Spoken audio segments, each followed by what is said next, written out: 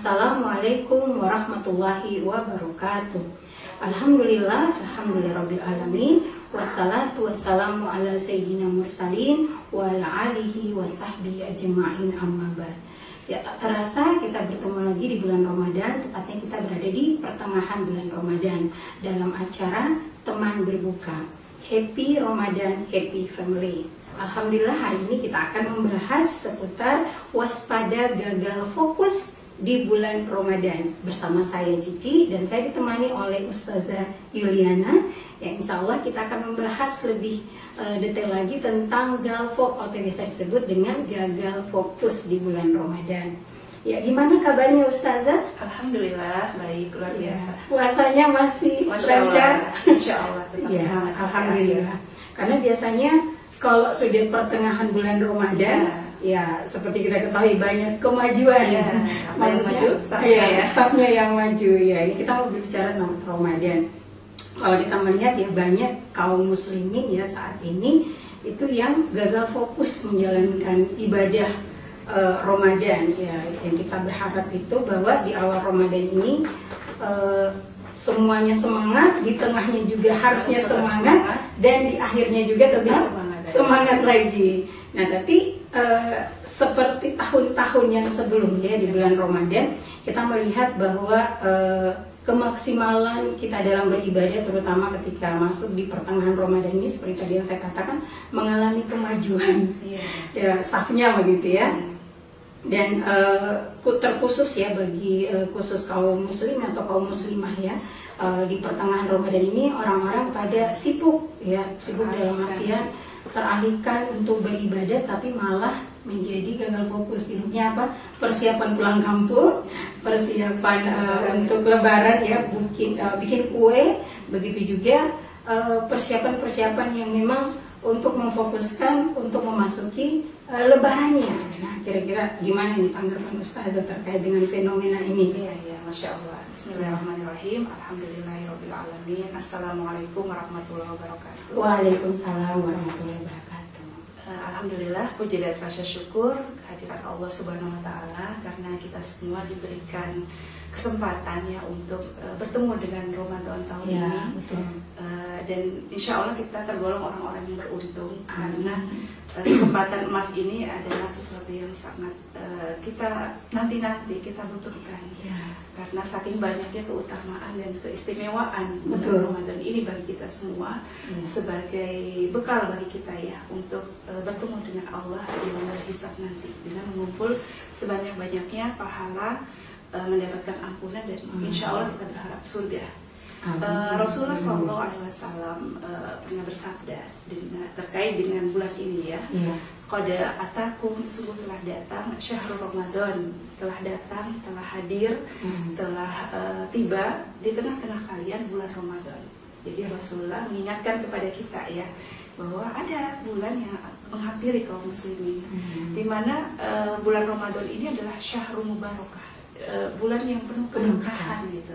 Jadi kita didorong ya, diberikan semangat ya oleh Rasulullah SAW bahwa bulan ini tuh bukan bulan-bulan biasa gitu. Ini bulan yang berkah, ya spesial buat kaum muslimin, nggak seperti bulan lain gitu.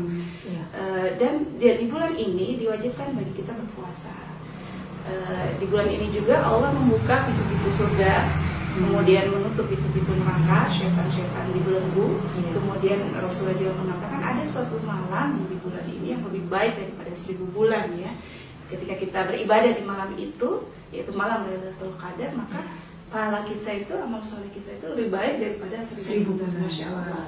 Tentunya orang-orang beriman, kaum muslimin dan muslimat, tentunya tidak akan menyia-nyiakan kesempatan emas ini untuk bersemangat, berlomba-lomba, maksimal, bersungguh-sungguh, konsisten, dan istiqomah sampai akhir ya, untuk menjalankan ketaatan-ketaatan, ibadah-ibadah di bulan Ramadan dalam rangka menjemput janji-janji Allah itu ya. Mulai dari saumnya, qiyamnya, tilawahnya, ta'limnya, sedekahnya, zakatnya, zikir doa, dan sebagainya sebagai upaya kita untuk bisa mendapatkan apa yang Allah janjikan di bulan Ramadan ini. Nah, cuma sayangnya tadi kan fenomena yang diceritakan itu sayang sekali ya. Berulang kayaknya dari tahun kemarin sama lagi tahun ini. Di awal-awal begitu antusias, di pertengahan mulai kendor, mulai beralih aktivitasnya. Awalnya sudah rajin tarwih, awalnya sudah rajin tilawah, lama-lamaan ternyata disibukkan dengan perkara-perkara yang mubah. Baik itu tadi ya persiapan lebaran lah, pulang kampung ini, untuk ngumpul duit lah, jualan ya, bukalapak gitu ya, supaya untuk membiayai nanti lebaran dan sebagainya. Sebenarnya itu tidak masalah kan, itu perkara yang mubah ya, Islam tidak melarang. Tapi yang jadi masalah itu kalau itu jadi prioritas, itu menjadi suatu hal yang diutamakan begitu, akhirnya terabaikan, apalagi kalau melakukan perkara-perkara yang haram. Buka puasa bareng tapi nggak puasa. Ya selalu gitu tuh kalau diajak buka puasa tapi sebenarnya nggak puasa. Nggak puasa ya, sudah tidak puasa apalagi kalau sebelum terakhir ya sudah bosan kali ya. Atau puasa pas bukber tidak sholat maghrib. Kebanyakan begini nih. Saking ngumpul-ngumpulnya keenakan ya, ngumpul ngobrol, maghribnya lewat. Masya Allah, ini perlu kita waspadai. Gagal fokus ya, karena ada aktivitas yang dilakukan berhubungan dengan Ramadan, tapi menyebabkan dia melakukan perbuatan yang sia-sia, bahkan perbuatan yang tidak berhubungan ya dengan ibadah. Gagal fokus gitu. Gagal fokus itu kan semacam ini ya, tidak nyambung begitu. Jadi responnya umat Islam terhadap seruan Nabi tadi tentang keutamaan Ramadan tidak nyambung antara perintah Allah, keutamaan yang disampaikan oleh Nabi kita dengan apa yang dilakukan. Tidak nyambung. Perintah Allah ini yang dikerjakan itu namanya gagal fokus gitu. Iya. Dan memang Rasulullah sudah mengingatkan kita dalam hadis beliau tentang bahaya puasa yang sia-sia. Ini yang perlu diwaspadai. Puasa sia-sia. Ya, rubah so'imin, betapa banyak orang yang berpuasa hidzuhu, tapi dia cuma dari puasanya itu, dari puasanya dari puasanya cuma sekedar ju'umaya wal atos, cuma lapar dan haus. Banyak orang yang berpuasa tapi tidak dapat apa-apa. Hadzuhu, kecuali dari puasanya itu lapar dan haus saja, sudah bangun sahur ya, sudah begadang ngantuk gitu ya, makan, tapi pada saat dia berpuasa dia melakukan perbuatan yang sia-sia, apakah ghibah, apakah bohong, dusta, menceritakan orang lain gitu ya, membuka aurat atau bermaksiat yang lain. Bahkan ada satu hadis lagi yang sangat ini ya, menggetarkan kita lah, doanya malaikat Jibril. Ya, jadi waktu itu malaikat Jibril berdoa, sungguh celaka orang yang bertemu dengan bulan Ramadan tapi dia tidak mendapatkan ampunan. Dan Rasulullah SAW yang mengaminkan doa ini, amin begitu ya. Masya Allah, malaikat yang berdoa diaminkan oleh Rasulullah SAW. Doa ini tentu suatu yang mengkhawatirkan buat kita semua, waspada terhadap gagal fokus di bulan Ramadan karena disibukkan dengan perkara yang sia-sia, termasuk juga perkara yang mubah, mengalihkan kita dari ibadah yang harus kita fokuskan di bulan Ramadan. Jadi ini yang sangat ditakutkan lah, apalagi kita kaum muslimin ya, merasa sudah berpuasa, saya sudah puasa 1 bulan, tapi ternyata Allah mengadabnya bilang kamu hanya sekedar lapar dan haus saja. Nah ini pertanyaan kedua, ada sesuatu yang kita dapatkan. Ya betul, ini nauzubillah min zalik ya. Kita juga takut-takut dengan sampai kita juga kena seperti itu. Ya mungkin ini pertanyaan saya yang kedua ya Ustazah, terkait penyebabnya. Ya, penyebabnya kaum muslimin itu, terutama yang khususnya ya kaum muslimah ya, sekarang itu teralihkan skala prioritasnya. Yang awalnya itu mengutamakan Ramadan sebagai ladang untuk mengejar pahala sebanyak-banyaknya, tetapi yang terjadi adalah aktivitas-aktivitas yang seolah-olah itu kita gagal fokus, hanya disibukkan dengan persiapan lebaran, terus juga baju lebaran, anak-anak mau disiapkan bagaimana, beli ini harga naik dan lain sebagainya. Lewat lewat gitu ya, lewat semua gitu. Nah, kira-kira apa penyebabnya ini? Iya, Masya Allah. Tentunya sesuatu yang perlu kita pikirkan ya, supaya kaum muslimin, terutama kaum muslimah ibu-ibu remaja ya, terhindar dari gagal fokus, lebih banyak menyibukkan aktivitas yang mubah-mubah dan melalaikan dari aktivitas yang wajib dan sunnah. Mungkin kita bisa mengutip ya firman Allah surah Al-Baqarah ayat 183. Di situ Allah Subhanahu wa taala berfirman, "A'udzubillahi minasyaitonirrajim. Ya ayyuhalladzina amanu kutiba alaikumusiyam." Wahai orang-orang yang beriman, diwajibkan atas kalian berpuasa. Dari ayat ini memberikan gambaran kepada kita bahwa ternyata antara puasa, antara ibadah-ibadah Ramadan itu berhubungan dengan keimanan, ada kaitannya dengan keimanan. Kenapa? Karena puasa itu kan sesuatu yang tidak biasa kita lakukan ya. Bangun sahur, kurang makan, kurang tidur ya. Ibadahnya padat, ya, ibadahnya padat, kurang istirahat ya. Sudah siang haus oleh gitu ya. Ini kan butuh kekuatan untuk bisa bertahan gitu, dan itu dengan kekuatan iman. Makanya di ayat ini memang diserukan bagi orang-orang yang beriman, karena cuma orang-orang yang beriman saja yang bisa maksimal bersungguh-sungguh konsisten dalam menjalankan ibadah di bulan Ramadan. Bukan cuma puasa saja, tapi semua hal yang berhubungan dengan amal ibadah di bulan Ramadan yang dijanjikan pahalanya berlipat-lipat ya oleh Rasulullah SAW dalam hadisnya. Bahkan ada hadis Nabi juga yang menceritakan tentang pentingnya iman ya, mengkoma Ramadana, imanan wa ihtisaban. Barang siapa yang mengkoma, barang siapa yang sholat malam dengan iman dan berharap pahala di sisi Allah. Soma Ramadana, mengkoma Lailatul Qadar gitu ya. Ada 3 hadis ya, yang semuanya itu imanan wa ihtisaban, iman dan berharap pahala di sisi Allah. Maka Allah akan mengampuni dosanya yang telah lalu gitu ya. Yang berarti memang betapa besar dorongan iman yang harusnya menjadi motivasi buat kita untuk menjalankan ibadah ini. Nah, kalau tidak terdorong, apa dong masalahnya gitu dengan keimanannya ya.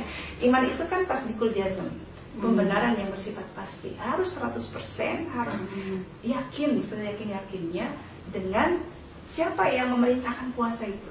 Yang memerintahkan puasa kan Allah. Allah Subhanahu wa taala, pencipta manusia, menghidupkan dan mematikan manusia, dan akan menghidupkan kembali di yaumul hisab, meminta pertanggungjawaban gitu. Puasa Ramadan kita ini akan kita bawa di hadapan Allah nanti. Nah, iman yang dimaksud di sini adalah iman yang pasti terhadap Allah Subhanahu wa taala. Kemudian keyakinan yang pasti terhadap yang mencontohkan puasa Ramadan itu ya Nabi ya, Nabi SAW dan seluruh hal yang berkaitan dengan iman. Itulah keimanan yang harus kita miliki oleh seluruh kaum muslimin, sehingga tidak ada itu ceritanya orang-orang mukmin itu tidak fokus begitu, mengabaikan, melalaikan, atau bahkan tengah-tengah sudah tidak puasa ya, Masya Allah, sampai menyia-nyiakan begitu ya kewajiban. Itu kan suatu dosa besar begitu. Padahal mengaku beriman ini. Berat hisapnya di hari kiamat. Termasuk juga gagal fokus, meninggalkan perkara-perkara yang wajib dan sunnah, dan lebih sibuk dengan perkara-perkara yang mubah. Jadi orang-orang mukmin tidak akan seperti itu. Dia tidak akan merasa khawatir kehilangan mata pencaharian karena harus mengurangi waktu jualan gitu ya. Dia tidak akan khawatir ketinggalan kenikmatan dunia. Toh dunia bukan cita-cita, bukan tujuan. Betul. Yang dikejar adalah cita-cita akhirat. Ya, yang mubah-mubah itu kan sebenarnya kesenangan ya. Sesuatu yang dicari berupa kepuasan, manfaat, kesenangan. Orang mukmin ya memang dia juga sebagai manusia biasa ya punya keinginan untuk itu. Tapi jangan sampai gagal fokus. Jangan sampai lebih memprioritaskan yang itu daripada perkara yang wajib dan sunnah. Jadi berarti bisa dikatakan kalau dari pemaparan tadi Ustazah Yuliana bahwa terjadi kemerosotan iman ya. Kayaknya kaum muslimin semakin kesini kemerosotan iman ya, kemerosotan iman yang terkhusus untuk kaum muslimin akhirnya gagal fokus di bulan Ramadan. Nah, jadi gini Ustazah, saya minta tanggapannya lagi terkait kondisi kaum muslimin ya, tentang gagal fokus di bulan Ramadan, yang mereka tuh lebih fokus kepada hal-hal yang bersifat materi dan kesenangannya, sampai mereka tuh mengabaikan perintah Allah yang tadi dibilang kemerosotan iman. Iya, Masya Allah. Ya, memang satu yang nampak nyata ya, umat Islam kok banyak yang cuek, mengabaikan, tidak peduli begitu ya terhadap perintah dan larangan Allah. Termasuk di bulan Ramadan ini harusnya kan berlomba-lomba maksimal gitu, karena begitu banyak keagungan kemuliaan bulan Ramadan. Kenapa sampai kaum muslimin rapuh seperti itu? Dan memang karena kualitas keimanannya. Kenapa bisa kualitas keimanan kaum muslimin semakin merosot? Karena memang kondisi kita saat ini semakin jauh dari kehidupan Islamnya. Suasana keimanan yang tumbuh, yang ada di tengah masyarakat itu semakin memudar begitu. Karena memang kita hidup dalam kondisi yang materialistis gitu, bisa dikatakan gitu ya. Materialis, hedonis, liberal gitu ya, bebas. Di mana-mana kita melihat banyak sekali kemaksiatan, pelanggaran-pelanggaran hukum. Jangan bulan Ramadan ada pencuri juga gitu. Betul, bulan Ramadan pun ada juga yang berbuat jahat ya. Masih banyak juga yang bermaksiat ya. Betul. Seperti itu. Karena suasana kehidupan kita saat ini memang jauh dari aturan Allah gitu. Harusnya kaum muslimin tujuan hidupnya mencari ridha Allah dengan beribadah, mengumpulkan pahala sebanyak-banyaknya. Adapun kenikmatan kesenangan dunia ini adalah ladang saja ya, sarana saja begitu ya untuk bisa melancarkan aktivitas ibadah kita, bukan tujuan. Tapi sekarang sebaliknya, kesenangan, kepuasan, kenikmatan itu seolah-olah menjadi prioritas kehidupan saat ini. Karena memang tadi kita hidup dalam sistem sekularisme ya, pemisahan agama dan kehidupan. Dan ini juga karena adanya loss control dari penguasa kita, dari pemerintah kita yang muslim, yang tidak menjamin ya suasana keimanan bagi rakyatnya gitu. Malah memfasilitasi perkara-perkara yang dilarang. Kalau kita sekarang ini kan masih ya tontonan-tontonan, musik-musik yang mengajak kepada kemaksiatan, kemudian gaul bebas, kehidupan yang serba boleh, hedonis ya. Ekonomi juga banyak di situ, pelanggaran-pelanggaran syariat, budaya ya, yang budaya barat masuk menaungi kehidupan kita, yang remaja generasi kita juga ya, Korean itu yang jelas-jelas sangat bertentangan dengan ajaran Islam. Nah inilah kondisi kehidupan kita yang memang suasana keimanan tadi yang sudah saya katakan jauh-jauh dari kehidupan kaum muslimin. Ada kaum muslimin ketika diperintahkan ibadah Ramadan selama sebulan penuh dengan aktivitas yang tadi ya, akhirnya kaget gitu ya, tidak kuat menghadapi suasana ibadah seperti ini karena memang terbiasa hidup bersenang-senang, terbiasa untuk tidak taat, terbiasa untuk tidak ibadah. Jadi berat rasanya itu menjalankan ketaatan kepada Allah Subhanahu wa taala di bulan Ramadan. Karena tadi terkikis keimanannya kepada Allah, keyakinannya kepada Allah, keinginannya untuk meraih surganya Allah, dan ketakutannya terhadap azab Allah di hari kiamat nanti itu terkikis. Yang ada malah tadi kesenangan, kebahagiaan dunia, kepuasan, walaupun itu sampai mengabaikan syariat.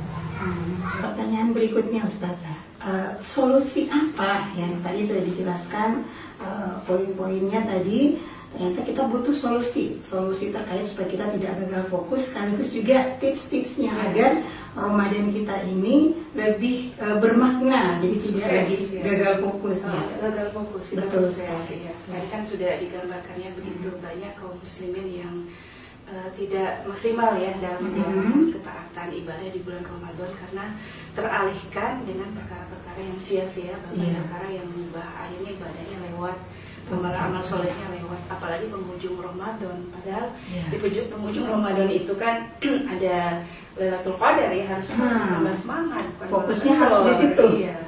Terus bagaimana jalan keluarnya ini, solusinya? Jadi kalau kita kaitkan tadi kan akar masalahnya di keimanan. Jadi ya solusinya memang kaum muslimin harus menguatkan keimanan, harus menguatkan keyakinan kepada Allah Subhanahu wa taala, bahwa perintah Allah ini harus dijalankan, yang wajib harus dijalankan, yang tambah dengan yang sunnah, kurang yang mubah gitu. Karena yakin bahwa pasti Allah akan memberikan ampunan, rahmatnya dan ridhonya kepada kita dengan menjalankan ibadah maksimal di bulan ini. Nah, jadi keimanan itu tidak tumbuh dengan sendirinya, harus dipupuk, harus diasah gitu ya. Apakah dengan menuntut ilmu Islam, ya, harus memperbanyak membaca Al-Quran, membaca hadis Nabi, berzikir, berdoa, beristighfar, taqarrub ila Allah, mendekatkan diri kepada Allah dengan amal-amal wajib dan sunnah. Kemudian kita juga berteman dengan orang-orang yang baik, orang-orang yang saleh, yang mengingatkan kita dalam ketaatan kepada Allah Subhanahu Wa Taala. Ya. Dan jangan lupa selalu mengulang-ulang perintah-perintah Allah, janji-janji Allah dari hadis-hadis Nabi tentang keutamaan kemuliaan bulan Ramadan, supaya kita kendor lagi, semangat lagi dengan membaca, mengingat iming-imingnya Allah, mengingat janji-janjinya Allah akan keutamaan ibadah Ramadan. Iya, jadi itu yang harus kita lakukannya untuk meningkatkan kualitas keimanan kita. Di samping juga penting saling menasehati, ya. Jadi sesama saudara Muslim itu saling menasehati dalam kebaikan, saling amar ma'ruf nahi munkar. Jadi kalau ada saudara kita yang asik sibuk maksiat, diingatkan, mungkin bisa di PDKT ya. Bikin kuenya kan bisa setelah Lebaran ya, setelah Ramadan maksud saya ya. Tidak mesti tahajudnya di depan, tarawihnya di depan open gitu. Tawafnya di mall ya, malah Masya Allah ya. Nah, jadi saling mengingatkan, saling menasihati. Dan yang terpenting juga adalah peran negara. Negara harus mengkondusifkan suasana keimanan, harus mendorong motivasi masyarakat supaya memaksimalkan kesempatan di bulan Ramadan ini, menyerukan kebaikan-kebaikan, menutup semua celah-celah pintu maksiat, dorongan-dorongan untuk materialistis, hedonistik, liberalistik, itu kan sangat dibutuhkan oleh masyarakat kaum muslimin dan muslimat supaya suasana keimanan itu terwujud. Jadi kurang lebih seperti itulah solusi yang harus kita lakukan bagi diri kita sendiri, kemudian kita juga saling menasehati, dan bagaimana peran pemerintah sebagai pemimpin kaum muslimin ya. Karena dalam Islam itu kan al-imamu junnah, seorang pemimpin itu adalah tameng ya, dia melindungi akidah umat, menjaga umat dari segala hal yang bisa mengantarkan kepada kerusakan, baik secara fisik maupun non fisik.